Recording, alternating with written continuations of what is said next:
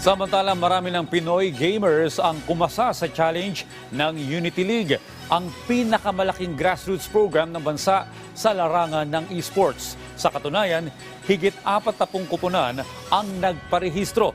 Para sa mga gusto pang humabol, paano nga ba magpa-register? Alamin sa sentro ng balita ni Rafael Bandairel. Tinatayang nasa 25 million active users ang naglalaro ng Mobile Legends Bang Bang sa Pilipinas. Kaya ito ang pangunahing focus sa unang season ng Unity League. Matapos magbukas ng registrations noong Pebrero, 44 na ng mga koponan mula sa iba't ibang bahagi ng Pilipinas ang sumali.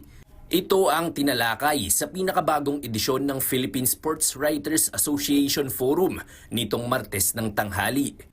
Para kay Unity League Project Manager Victor Cabuay, maaaring magsilbing tulay ang mga programa tulad ng Unity League sa pag-asenso ng mga kabataang Pilipino. Grassroots is the way to go talaga. Grassroots is actually tournament na ganito, it gives more opportunities to grow. Not mismo sa sport but sa local scene natin. So in doing this, we want more young athletes kasi to be able to pursue this kind of dream kasi. Naniniwala naman si PESO Executive Director Marlon Marcelo na maliwanag ang hinaharap ng bansa sa larangan ng esports at patunay dyan ang patuloy na pamamayagpag ng Cebol National Team pati na ng mga professional squad sa mga international competitions.